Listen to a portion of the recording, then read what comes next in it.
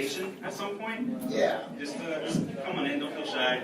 We are all going to be friends by the end of this. At least I hope so. So if you don't like us, that's totally cool. Just, don't be dicks. Yeah. What the fuck? You'd be surprised. That's a random thing. I'm not saying any of these people are rude, but I've met many rude people in my life. You know this because you are one of them. Thank you. We're the Waffle Press Podcast. We talk movies, occasionally video games, not really so much. I've tried. We tried. We're working on that, but mostly movie-related stuff. And because it's Halloween season, we really wanted to talk about horror movies, and there's a lot of conversations about what defines a horror movie. So we thought, why don't we have that conversation for our first panel at LA Comic-Con, which is exciting because we've been going to this convention for the last couple of years. We have a lot of fun when we come, at least I do. Yeah, absolutely. My name is Diego Crespo, and I guess I'm the editor-in-chief of the podcast and the host for today. So I'm going to let the rest of the panel introduce themselves. My name is Nicholas Valero. I'm Gina Versa. And then, so the big question is that what exactly defines a horror film? A lot of things can define it for other people. It can either be the greatest slasher film. Everybody always likes to say, what's the best? The best horror film, best of this. But the best is just really contradictory. When in reality, a horror film should just be what scares you. Diego, what would you consider to be like the top 3 horror films in your era? It's interesting that you mentioned what scares you because my favorite horror movies aren't usually the ones that scare me. I've been told by other friends and family that these scare them, but Alien, if anyone who knows me in real life knows Alien is my cinematic Bible, all of them, even the bad ones. All the time. I got it. It's Alien 3. Alien's the best. Ask him about it after. Don't, because I won't. I'll annoy you. I'm sorry. John Carpenter's The Thing, which I really love, and to throw way back, Nosferatu. A lot of people know him from that SpongeBob joke. Yeah, it's a throwaway gag. Yeah, but if you go back and watch that movie, that classic, it has some really striking, scary imagery. And so while the movies themselves might not be inherently an assault on your senses, like something like Hereditary. We also saw Hereditary this year. Did you guys see Hereditary? Okay. It's unsettling. Very unsettling. And no one told me that going in. They were just oh, it's really scary. And then I came out just a changed man and depressed, and it was an awful. I remember coming out of it just going why did I watch that? Just somebody, anybody hasn't seen the movie. Yeah. I am sorry, because I'm about to ruin it. So, no, ruin it. No, but I mean in general, there's just a lot of things that happen in that movie that, just kind of, why? There wasn't a lot of question answers. No, it's a giant metaphor for a family breaking apart. Yeah, sure, let's go with that. I mean, I don't know. So again, this is just what we like to do on this podcast. We like to talk perspectives and how much of that might be intentional on the filmmaker's part, how much might just be reading on our own side of the film screen. But Nick, what about you? What do you think are some? You know what? I'm classic horror. I would have to go with Friday the 13th, the original It. The original It made me so scared when I was a child that I couldn't use the shower or toilet without somebody at the door. It made me terrified as a child. Which is also really funny because me and my brother, when we first watched it, we actually didn't know that it was two parts of a movie and it was in a VHS. So he put in part 2 before we saw part 1. You had to figure it out. We were so confused. Yeah. They're you old. turned it into Memento. Yeah, I turned it into Memento, where it's they're older and they have all these they're all afraid of this clown, and then they go kill a giant bug at the very end, and then I put in the second one, and they're all kids and they're being tormented by this clown. I was I feel like we put this out of order. But yeah, so definitely Friday the 13th, the original It, and I'd have to go with Halloween, the original. I love that one. Season of the Witch is also really good. Halloween 3. Thanks. That's had a second life recently. Yeah, Halloween 3, and nobody has seen Halloween 3. Originally, Halloween was supposed to be just anthologies, where it was just little tiny movies that had nothing to do with Michael Myers. And Season of the Witch is where it gets bonkers. It just straight up masks are killing people. I don't want to spoil that one. I don't want to spoil that one. How many of you have seen it? Just out of curiosity. Who has seen Season of the We got Witch? 3, Okay. 4. Not many. Four Go kids. watch Season of the Witch, and if you think it's a Michael Myers movie, you're fucking wrong. He's mentioned on. They reference passing. It's in the back of the TV screen. it takes place in the Michael Myers universe, Yeah. but Not really. The movie is a movie within a movie. it's a movie within a movie. It doesn't matter. But all I know is that go watch that movie. It's pretty fun. Just people heads exploding and just like it's really convoluted for no apparent reason, and you're just like, oh, this is a horror film. Well, it's a satire on commercialism. It is in the franchise. Isn't it like playing it's a talk on like veganism, like stuff. Oh like yeah, It's so like it's really it's a lot of fun. Well, Go here, watch it. what else you got? I already listed 4. Okay, well don't listen anymore. Gene, Yeah, please. so this is it was a interesting choice for me because I do short films. I've done like a lot of horror films. I've done a zombie film that was featured on. It was on this website called MTVU that just kind of went bottom up, and it used to be on. It got featured on AMCI. So if you want to check it out after, that'd be cool. It's called Dead Memories. And I was trying to think of like movies that maybe inspired me just as a filmmaker. And first off, I'll go with Night of the Living Dead, because that movie just redefined zombies and how characters perceive them. And it's a film that's, you're scared of the number of zombies that just keep going and they're so slow. And also, the scariest thing is just all the undertones in that film. Like, it explores race, so it covers like a lot of fear and paranoia and racist behavior in America at the time, and I think, it's even more relevant now. And that film, it's been remade like 2 or 3 times, but it still holds up. And the play, I've never seen the play. Oh yeah, so if anyone's ever been to downtown Fullerton, they do it every year, right? Yeah, it's the Maverick Theater. Yeah, they do a live performance of Night of the Living Dead, and it's actually pretty good. So if you ever find yourself out there on Halloween, it's They also worth do the show. Rocky Horror, and then what was it, Santa versus the Aliens that crashed. That sounds like a movie that was made for me. So now I got Santa Claus and Martians. Yeah. And the last shot of that, Night of the Living Dead is just so haunting. It still freaks me out watching it. The second one I picked was the original Halloween, the 1978 Carpenter version. I live by some of the streets they filmed in Pasadena, so I'm always trying to like recreate the scenes with my phone, trying to get that certain And angle. just like randomly walking up behind like girls that No. just But, behind a bush. Have like a friend like pose like Michael Myers or something. But that film is the fact that Michael is just this like monolith of a person that you can't stop. Except wire hangers, I guess that's his kryptonite. It plays dead. Like He plays dead, yeah. He plays dead. Okay. But yeah, that's a slasher that just really redefined the genre, and certainly we should all revisit it after the new film that came out on everyone's home, I'm assuming. Everyone like the new Halloween? Yeah, thumbs up, thumbs down? Okay. We're not gonna talk about it. Don't worry. Fuck it. It's okay, don't worry. We have muffled. There's actually like little headphones underneath the seats. So go ahead. There's not actually. Sorry. But no, but Yeah. go ahead. What was your first experience with Halloween? With Halloween, I actually remember watching it as a kid. My dad showed it to me because he thought it'd be really funny to like show me like Yeah, it has a good sense of humor. and just kind of go like, oh, I wonder what he's gonna do with like this, in which also couldn't sleep for like 3 weeks. So pranks on him. He had to stay up with me. So really, who wanted that? So, but no, I remember watching it and just being kind of horrified. I was always alone with the babysitter, and it was always me and my brother and stuff like that. And it's a real life thing of like, oh yeah, you're home alone with the babysitter. What happens if a serial killer just happens to go through your neighborhood and start murdering, just starts murdering everybody, starts attacking everything else. And that's what truly haunts you, because it's real, and that's why I feel like it could really, I always went more towards because it happened or because it's real or anything like that. That is why it's more scary. Like the horror movies like Texas Chainsaw Massacre, where it's based on real events and stuff like that. That for some reason, whenever that title card always goes on the front of the screen, it always makes the film a little scarier for me, even though a lot of that stuff didn't actually happen. It's based off of like Ted Bundy and like other Yeah. like They that. take like ideas like, oh, this person went to this town at this point in time.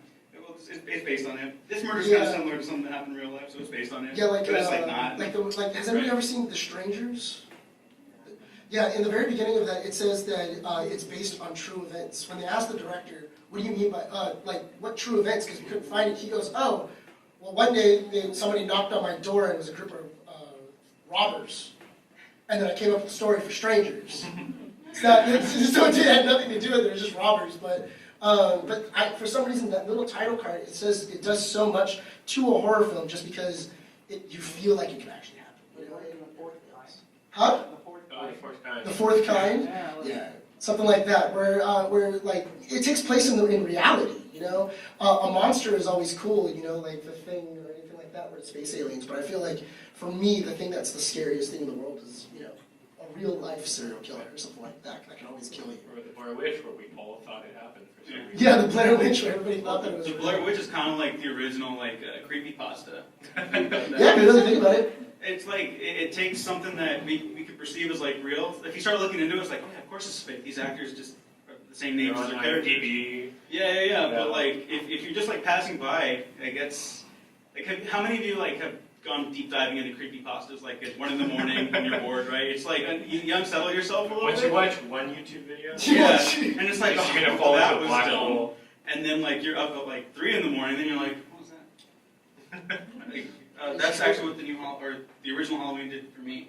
Not the first couple times I saw it, but I rewatched it because we also do this retrospective series where we have more time to talk about the history of certain franchises, and for some reason we just keep doing franchises that Subscribe to the channel. or maybe shouldn't be franchises. But I rewatched the original Halloween recently, and while I've always loved it, it never like scared me. But this last time, it really got under my skin, and I think that's not because it feels real so much. It does. It's just like there's a tangibility to it that's not there for a lot of other slashers that followed.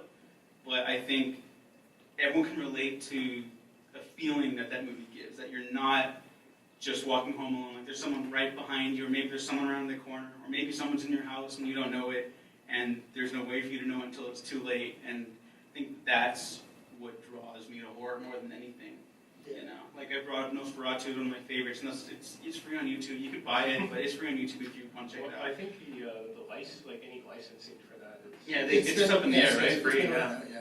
And there's Just made images almost in that every movie usual. that where it's just Count Orlok, like way off in the distance, like a little lit by a little bit of candlelight, and this dude just looking out of his room, and it's just him standing there. And it's kind of like that thing you wake up in the middle of the night to go to the fridge and get some food maybe, and then like, oh, if I turn the light on, maybe there's something there if you're home alone, scared, and that's what sticks with me the most out of all of that. Yeah. The only reason I mainly picked it was because it was something that was so tangible. You know, it was a clown, something that's supposed to be. Are you friendly. afraid of clowns? I'm actually not afraid of clowns. I'm really You're out of your not. mind. I'm really How not are you afraid not? of clowns. Why would you be afraid of clowns? They're so much fun. Show of hands, you're scared of clowns. Like who thinks they're gross and ugly? And Like two One- people two in the people. audience. Yeah, Three. I know most of you are. I feel it. Don't lie to me. They don't want to admit it, but honestly, Tim Curry does an amazing job in the original It. He does a fantastic job. He sells Pennywise. And honestly, in the new 2018 one, I think I was a little disappointed because he wasn't as fun. You know, Pennywise was hilarious. Like you felt when Tim Curry was doing his performance, you wanted to laugh at a lot of stuff that he was doing. You know, a lot of the pranks he was playing on the kids. You can kind of see why a kid would go with him and stuff like that. In the new one, they got his menacing right, but the only problem is that I would never imagine a kid would go like, I'm gonna go with that guy because he sounds trusting. Right. It needed to be like a Mom from Futurama, where there's like a sweet side and then. Yeah, and then he has like a switch, but Yeah, I the really switch liked there. Pennywise because Pennywise seemed fun and he seemed like a friendly clown that you would just kind of go with. And then all of a sudden he just bites your arm off and stuff like that. And that's another thing in the new.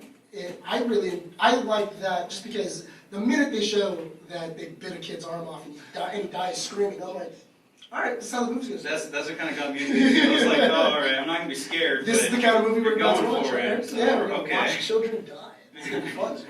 And, But let's go. the thing is that coming out of the sewer drain, you know, before then you don't realize how many things are connected to the sewer. You know, you look at your sink and it's not threatening to you, but then you see them coming out and bothering you. You know, you see like the little tiny rain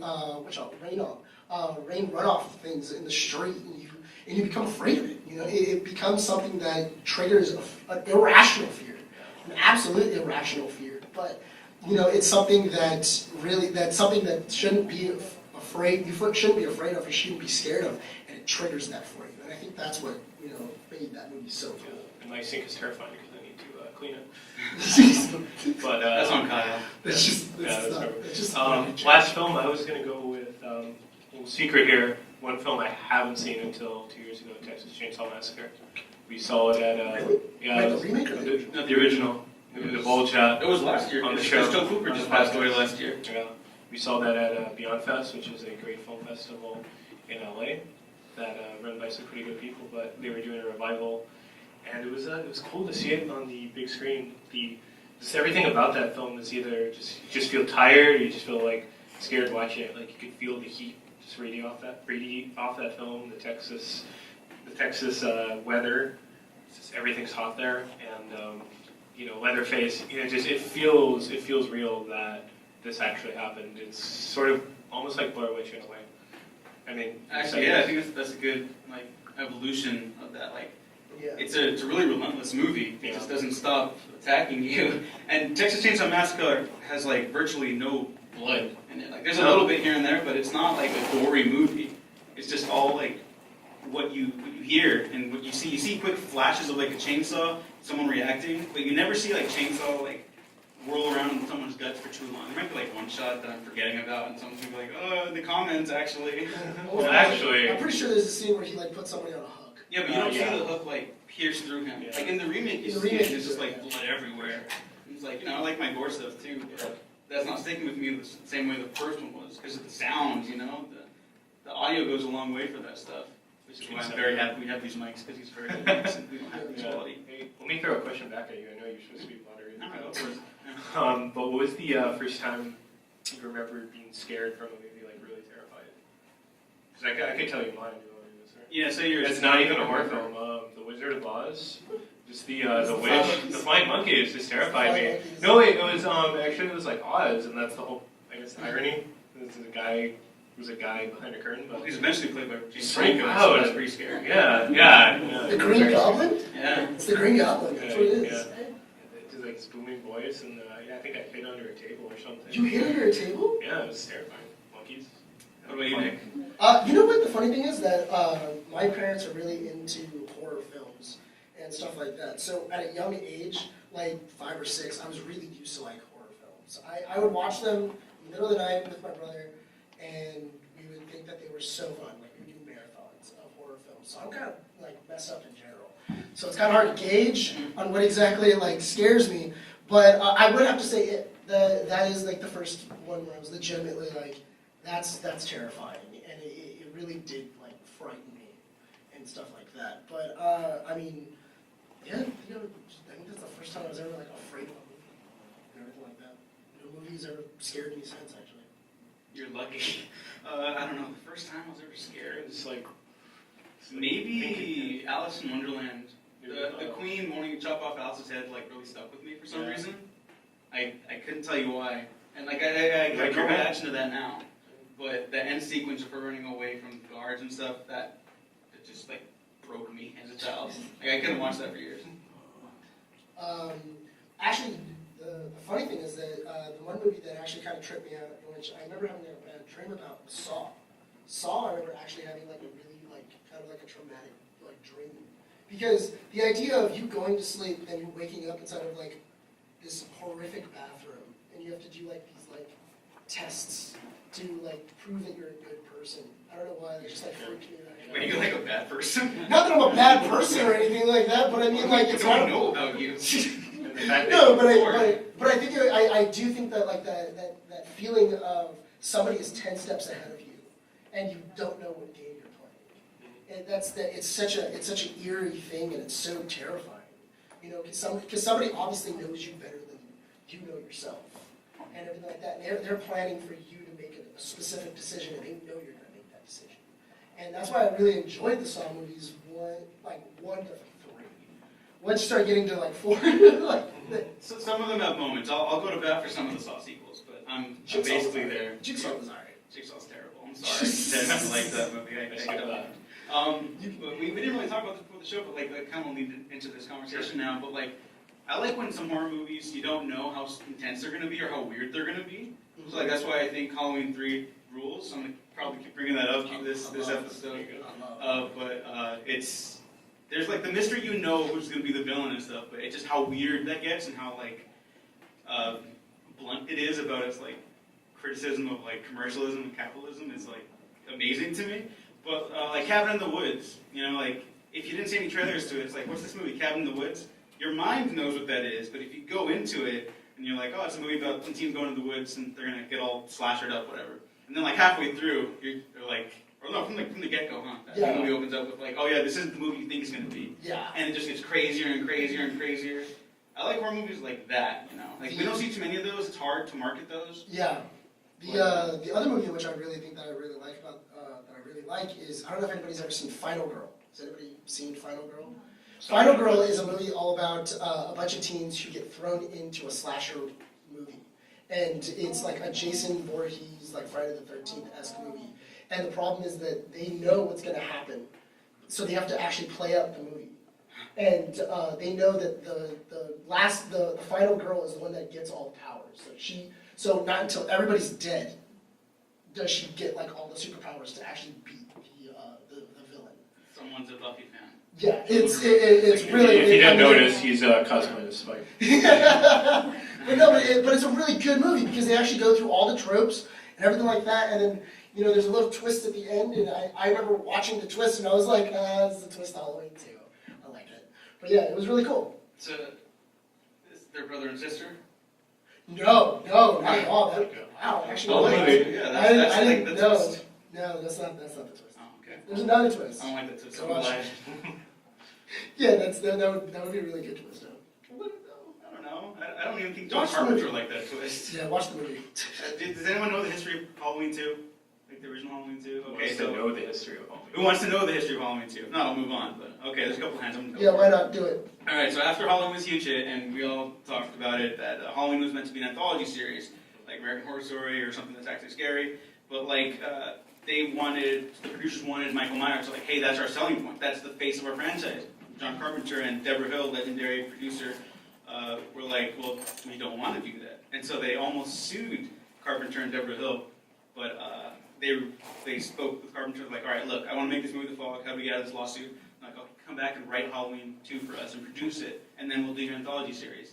Like, all right, whatever. And so this was a legend. This has just been confirmed like a couple years ago, I think, that John Carpenter got a 6-pack of beer, a typewriter, pumped out the script in one night, and when he was like at like 1 in the morning or whatever, like 2 in the morning, he's like basically on his last legs.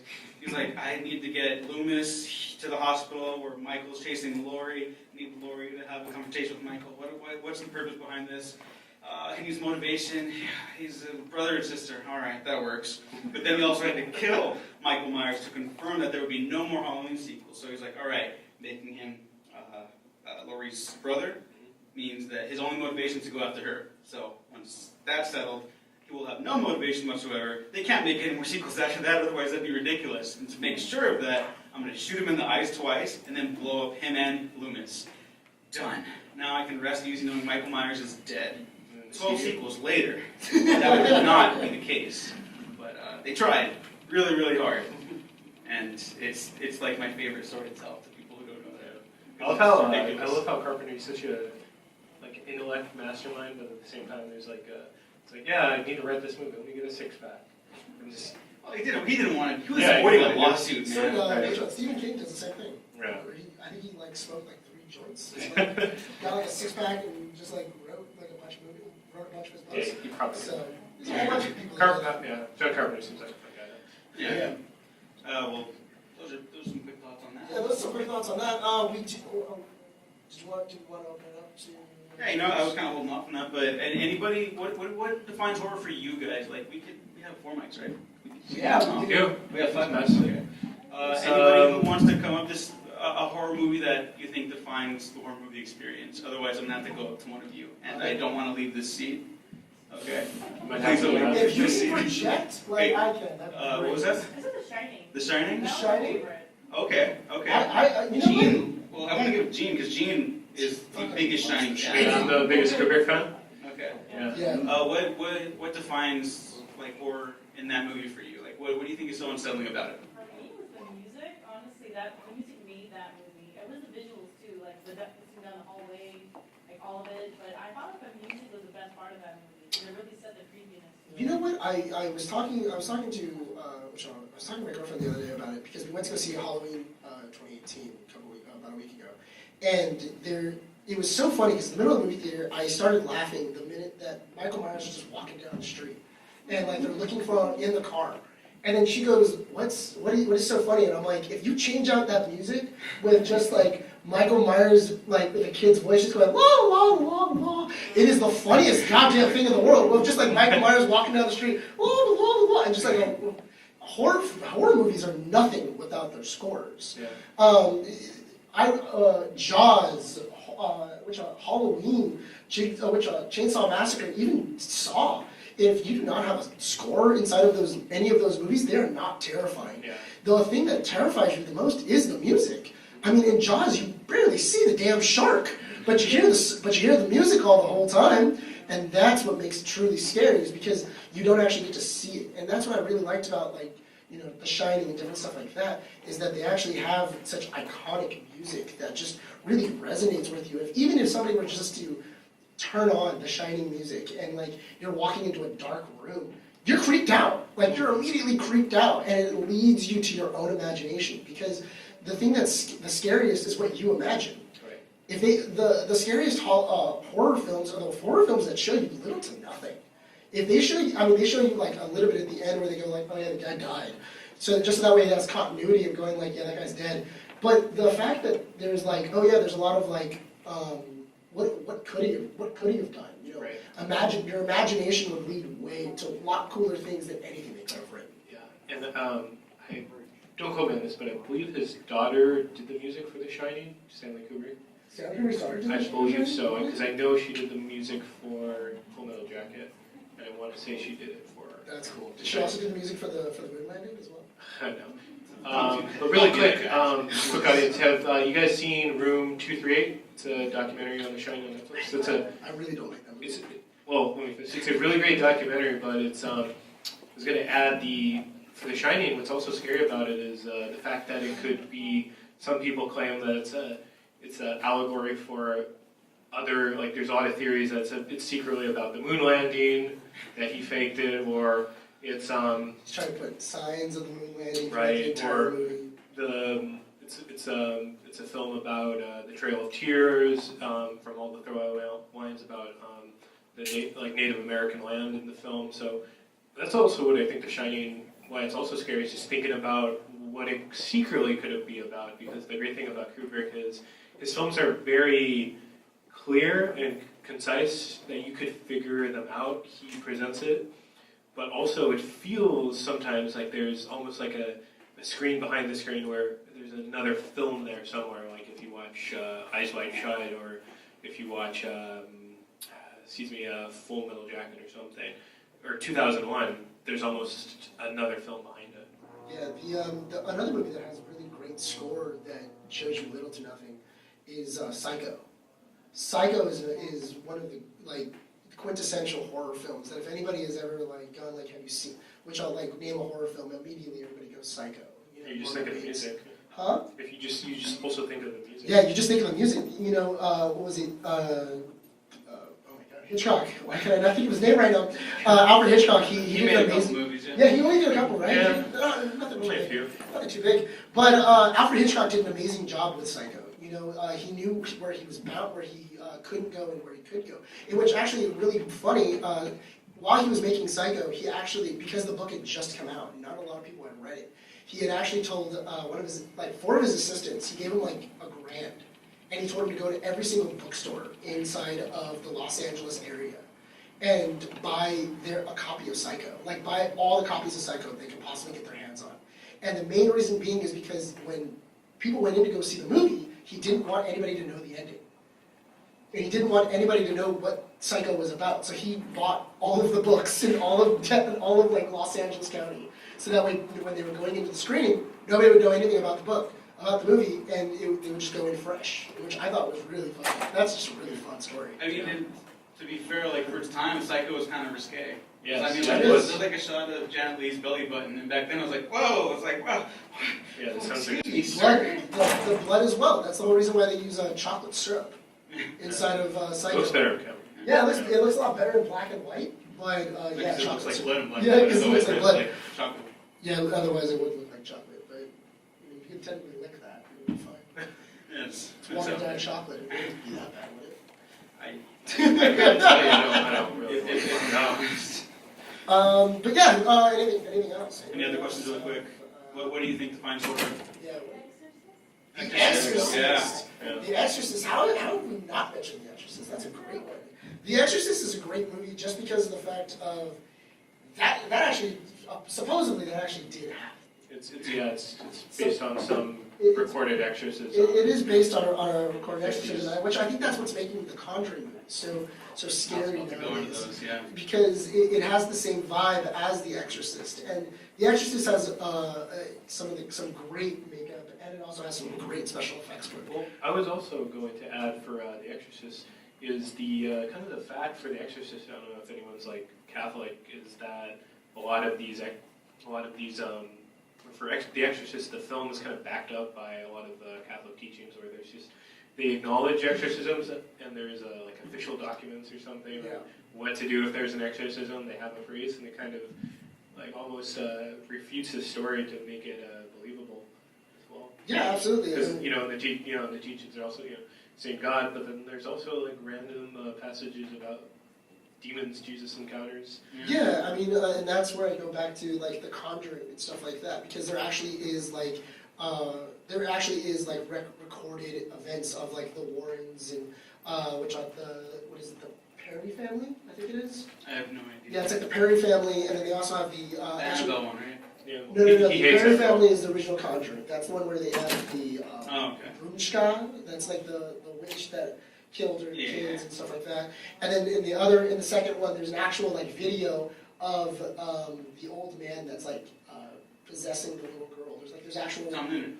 Yeah, but there's the BBC actually have like a full-on documentary about like an old man possessing this like little girl and that was in The Conjuring 2. And it's important to note that basically every story that the Warrens are going to adapt to film has been debunked.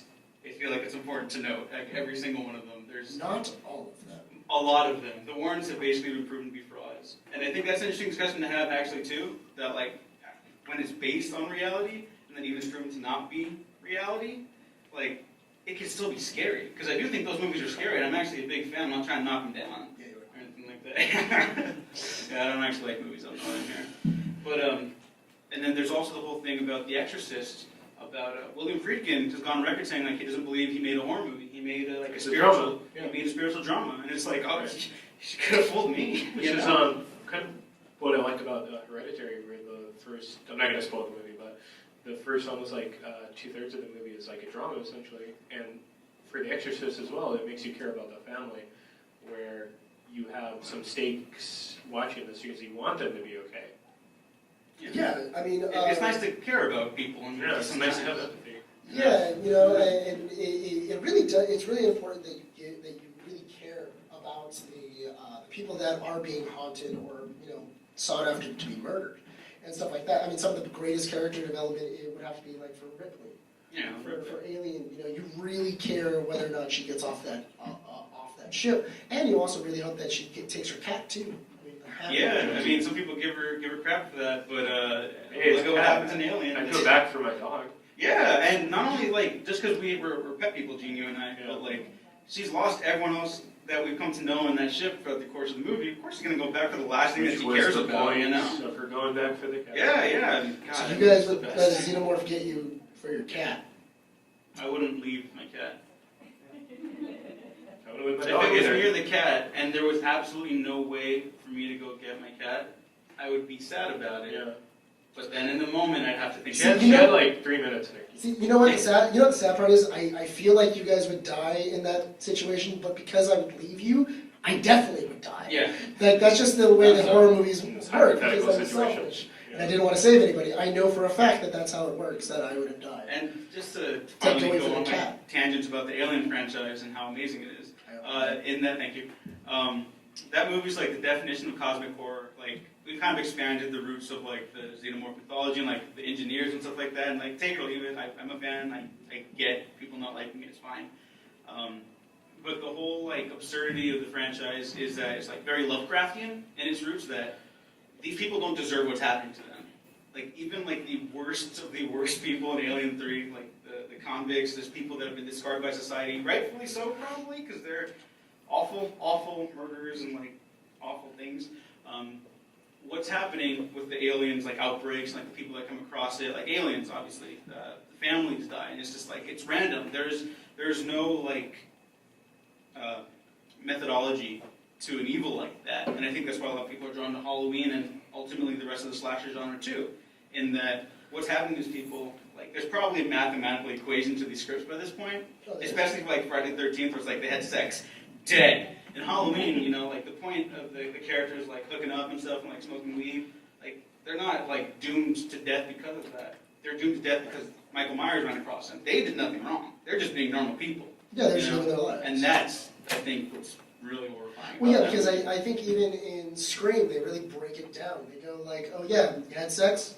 Dead. You say, what was it, I'll be right back? Dead. You know, there was like specific laws to a horror film in which I actually really like Scream, just because of the idea of after they come and announce that, yeah, there is a law to a horror film and how exactly a horror film, you know, goes about itself. A lot of horror films just kind of stopped doing it for a little while. Like they were like, okay, like people know what the tropes are and everything else. We probably need to stop doing it then. And a lot of horror films just kind of scattered from that little, like that little realm of anything else. I mean, to be totally honest, one of my favorite Freddy Krueger movies is Freddy Krueger's Final Nightmare. I mean, Wes Craven's Last Nightmare. New Nightmare, there it is. Why can I not think of that right now? I have no idea. There's Final Nightmare. There's it's not so the final many. one. Dream Warriors, Final Nightmare, whatever. And I like that one where it's a, what was it? It's Freddy Krueger, Friday the 13th. Oh my god. There's too many. The Nightmare on Elm Street is a 13, movie that they're making, and Freddy Krueger is alive in the real world. I think that was an interesting concept. It's like the Scream before Scream. Yeah, it was Scream before Scream, and it was a great idea. You know, of was it like these people are just working on a Freddy Krueger movie, and then Freddy Krueger didn't like that, so he started murdering them all. That's an interesting concept. Anything else? I'm a bad host now. Anybody else have anything that like really gets to the root of horror for them? Like, what do you think What is a scares defining you? experience? The Please. Holly? Holly.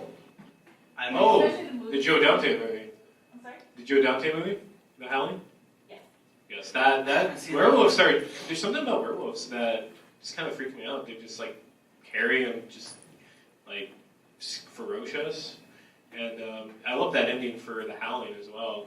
And the fact that... Please don't spoil it for me. I Okay. haven't seen it Oh, yet. no, it sounds sorry. Yeah, okay. When did it come out again? It came out 80s, I want to say it's Spoil it. 85. It's not. It's You at can 37 years. spoil it. It's on me, but But what do you like, what about like werewolves scares you? Well, in that particular movie, I like the scene where they're in the theater, and you can't really see, you only see shadows of his transformation, and you don't know what he's going to become. Yeah. And like I was saying before, you know, the fact that the unknown and not showing you is actually the scariest thing of all, because you have your own imagination of what this transformation looks like. You know, you hear like bones cracking and like him metamorphosizing into like this werewolf, into this beast, and you have no idea what he's going to turn into. But also, you don't know, like you can hear these noises, and you just like it brings a cringe to yourself because you can imagine what it must feel like and what exactly it looks like. And I think makes it a lot worse. You know, a lot of times when they show it to you, it's kind of lame. Like, you know, it's like oh yeah, you just kind of transformed and everything like that. I mean, it has no it's not connected to it. But if anybody's ever seen League of Extraordinary Gentlemen, when he turns into, it's not very good, but also a better movie like American Werewolf. Okay, American Werewolf, it doesn't matter. Either one. League of Extraordinary. You know what has Not the really movie. great werewolf transformation? Harry Potter and the Prisoner of Azkaban. That's a dark movie. It's my favorite of the Harry Potter ones. But that transformation is like unnerving for a young child to watch. You know? But not only that, but also like a beast movie like that of a person turning into like if you think of The Fly or even Cronenberg Fly. Huh? The Cronenberg Fly. Yeah, the Cronenberg Both Fly. flies are disturbing as hell. They're I'll both go to that really, for both. like Okay. they're both really good. What was it like the idea of like turning into something? You know, being normal and then being turned into something demonic and just like evil and something Body like that. horror, Yeah, you know, body horror. I mean, that's also like amazing. I really enjoy that kind of stuff too. yeah. I know some people like they gag at it and they get like really grossed out by like body horror because like they see like people like turning into something totally different and everything else. But I really enjoy it. Like that's the one like subgenre of horror I can kind of get people being like, that's not for me. I mean, David Cronenberg made a whole career off it. Yeah. And like he still kind of plays with that, even though they're not straight up horror movies. Yeah. He's kind of interested in how like people change given their surroundings and circumstances. Yeah, I mean, I really enjoy, was it Hollow Man? The remake of Hollow Man with Kevin Bacon? I've never seen it. It's, Kevin Bacon is, oh, no, I'm thinking Kevin Spacey. Shoot. If anybody's ever seen Hollow Man is all about like this, it's an experimentation in order to turn a man invisible for the government. So Is that the Joel Schumacher one? I believe, don't. I don't think it is. What did he shoot? I don't. Huh? Pink. Yes, Elizabeth Shue is Paul, in it. thank you. Yeah, and then, but it's really interesting because Kevin Bacon's like character, he's actually like kind of a good guy, and he's he's not. I mean, he's not like the best guy, but I mean, he's not like a. But once he turns into this invisible man and he gets all these powers where he can just kind of do whatever he wants, he then takes advantage of it. He starts like murdering people. He starts committing murdering people. That's one Paul obviously. Verhoeven directs it. Oh, okay. Hey, look at that Google. Alright, so it's a masterpiece, got it. Yeah, I needed to exactly. verify. I knew it was Paul Verhoeven, but I needed to verify. Alright, so I'm checking out Hollow Man and The Howling. What was it? That's what Scary Movie 2 makes fun of. Like when they're downstairs shooting like the little blasters, they're making fun of Hollow Man. Okay. I'm not going to watch that movie again. So. Scary Movie 2? Yeah, you don't need to, but I'm just letting you know that's what they're making fun of. Okay, I want to move this conversation over because we're kind of running out of time anyways, but horror movies that for sure are not like scary. I really love this movie called Near Dark. It is very hard to come by nowadays. It's Catherine Bigelow's directorial debut. You're on fire, man. You're just getting everything. No, he has to join us. Yes. He's the guy that's like, oh, I saw it! Oh, good. More people should see it. It needs to be put back in print, like for everyone, because it's a vampire western. But That's Bill Paxton. It's a That is most Bill romance. Paxton. It's a crime drama. It's so many things, and at no point is in that movie is it like scary. I've never met someone who's like, oh, that was scary. You know, like Bill Paxton's crazy in it, R.I.P. But there's no point in that movie that's scary. But it's still exploring like horror themes, along with like the romance stuff and the western stuff, and like a real sense of isolation, like what it means to live forever as a vampire. And I think we're kind of seeing more of that nowadays with horror, where we're exploring like what it means to be part of this. Like the new Halloween explored that with no spoilers because it's really a new movie, but like it's more so less about what Michael Myers is than what he means to other people, and people trying to like understand him. Now, at the end of the day, maybe Michael Myers was a human at some point.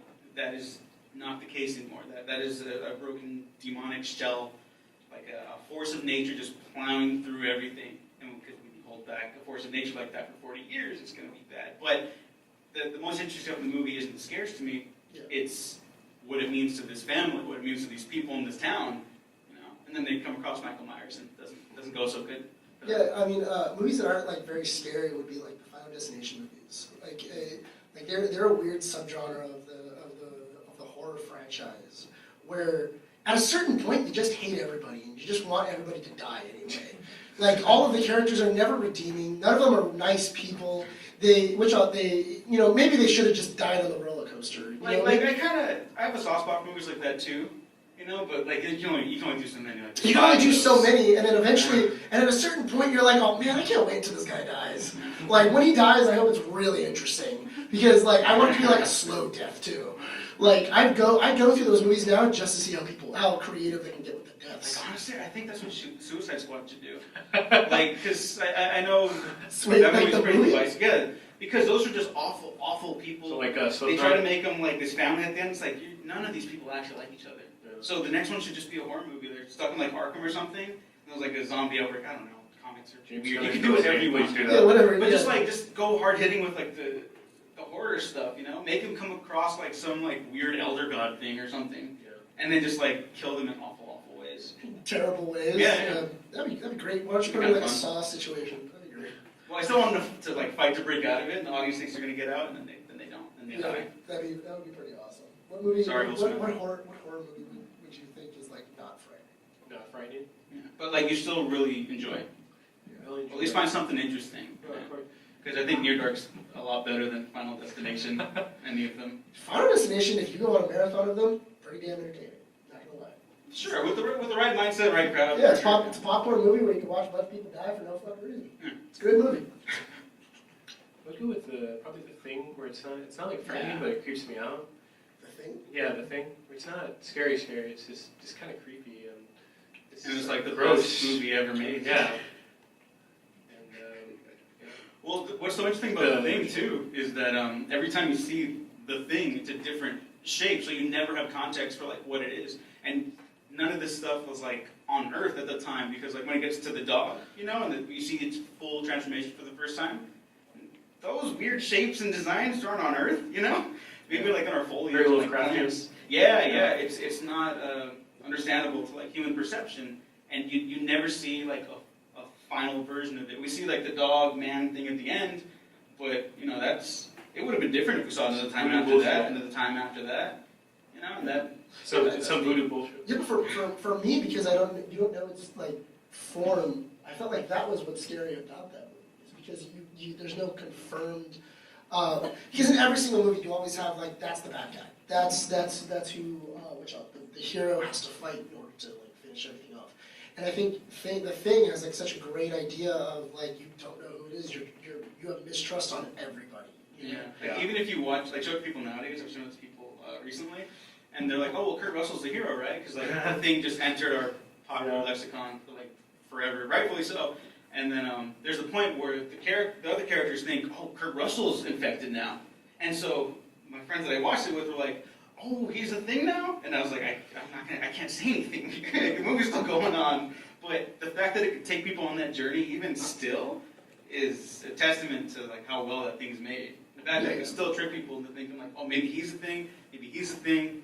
And for a while, I actually thought you could point out when people get infected. You can only do that for a couple people, but it's not like it's pretty difficult. Who's the final person with him? I totally forgot. Keith David. Keith David. Charles. Yeah, because I know that there's a theory that Keith David is actually the final thing, where he's the. Kurt Russell could also be it. We don't see him walk to that place where he rests. Yeah, so it's one of those things of like. It's open to interpretation. It's all like and I really like that movie too. I like horror films that leave like a lot to interpretation as well. Like they don't. And it also has like it has an optimistic ending because they saved the planet, you know. But they're gonna die. They're gonna die, and not only that, just in case one of them is infected or has a possibility of being infected, they have to blow themselves up after they finish that wine. Yeah. You know that, right? And the scariest thing, they ran out of alcohol. Yeah, that was the worst thing nightmare. that they possibly could have done.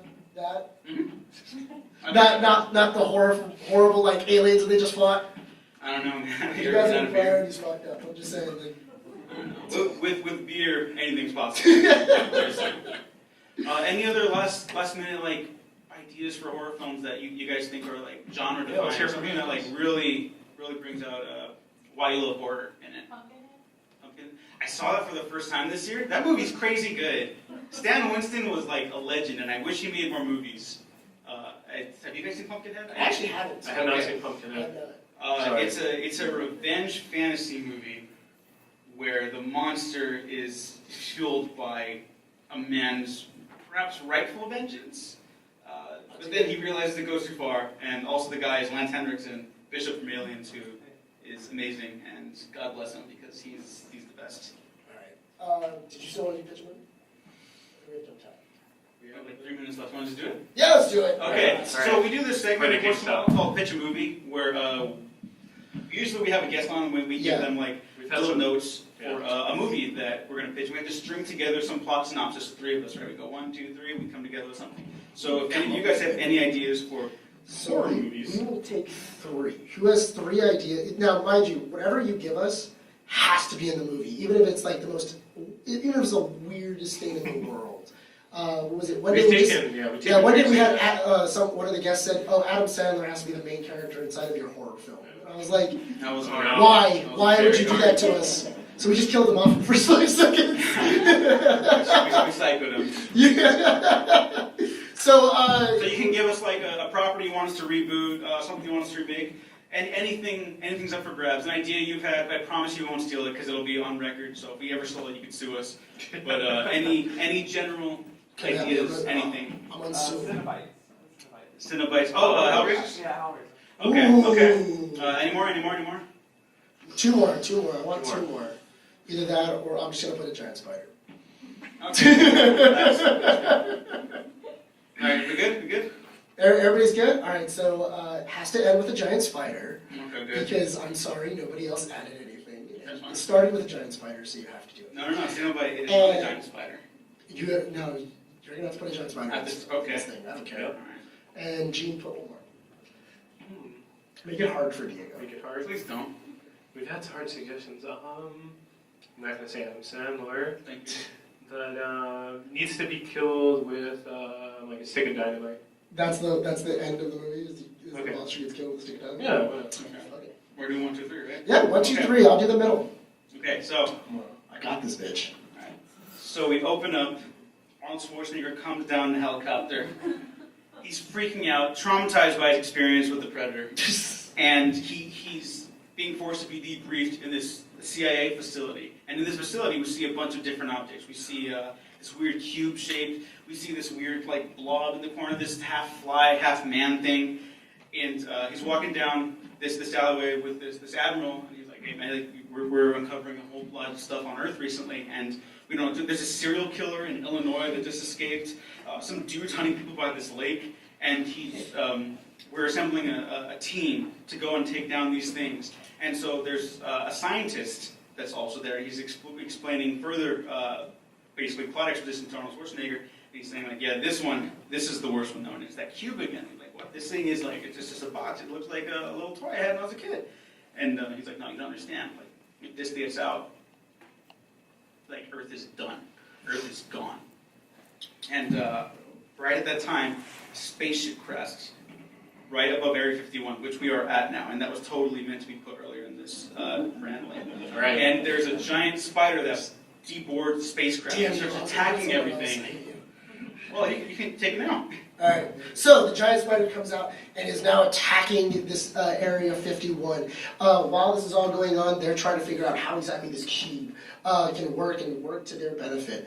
And maybe they can turn it into a weapon of some form, turn it into something that can kill this giant spider and maybe even kill predators down the line. They're doing radiation, they're doing different stuff. These giant spiders just wrecking through Area 51, and as the spider is coming through, it gets also hit by the radioactive, mixing the two together.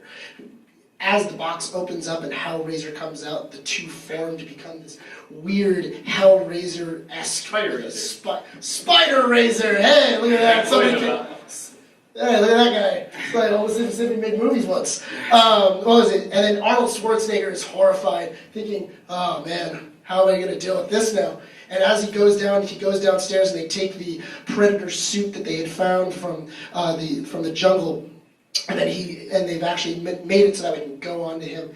And Gene, I would like to see how this ends. Okay, so he uses up all the weapons on the Spider Razor, so everyone is just getting decimated. The whole Area 51 is just, they don't have anything, really. Arnold goes toe-to-toe with the Spider Razor. Also, I want him to be, in my mind, it's Crane Arnold, so he's a grizzled veteran. So he's just getting effed up, and and he's a chase scene with the spider. He only has a few weapons left. He goes to the armory, stick of dynamite, throws it, has a match. He's only down to like one match in his like matchbook or something tense, and throws a stick of dynamite, throws it down his mouth. And Wait, what's his line? What's that? Yeah, that's what It's an action line. You gotta have an action line. I'm not gonna buy this movie unless I got a good action line. It's like, you're one beautiful motherfucker. Use it in the right way. That's Arnold saying. And then the movie ends. Credits roll. Do we have a? All right. No tease? No tease No for tease. sequel? No tease for a sequel. No It's in the after credits right now. Okay. All right. The third act. I'm sorry about that disaster, but we had fun here. Yeah. And I hope you guys had fun too, because Yeah. I think we're about to wrap up. We are. We hit the 5-minute mark. Yeah, we hit the 5 Okay. minute mark. Where can we find you? Yeah, find us on Facebook, YouTube, SoundCloud, Twitter at the Waffle Press. Keep up with us on there. Yeah. A personal Twitter account's at DEWGO Waffles. You can find it through the Waffle Press as well as the rest of ours. But keep up with us. We're doing the Halloween retrospective. We're releasing Halloween 3 on Halloween, so a lot of fun there. We're always talking about old movies. We have a lot of cool guests on it. Yeah, go on the YouTube, find something that you like. If you even if you find something you don't like, who knows, maybe you might like it. But yeah, check us out. We are Waffle Press. Yeah, where can people find you? You can find me on, oh my god, that was way louder than I thought. You can find me on Facebook, Twitter, the Nick Valero. Yeah, we're usually on the Waffle Press. I'm trying to do a lot more video game stuff, so hopefully Diego will stop fighting me on it and we can do it. Yeah. But yeah, Gene? Yeah, Gene9892, Twitter and Instagram. I just want to say thank you all for coming. You've been a really great audience. Yeah, thank you very It was much. a fun time. This is our first panel. We've been professionally unprofessional. That's our little log line. Could we just get a picture with everyone? We're going to do it like in reverse. Oh, like a selfie. Can we like huddle up in the alleyway really quick? You guys. Alright, that would be easy to make sure we Let's do it. You have one run tonight. I have longer arms because I am taller. Can I get everybody? Oh, perfect. Okay, everyone, you ready? One, two, three. Hey! Thank you. Thank you. Thank you. Have a great rest of the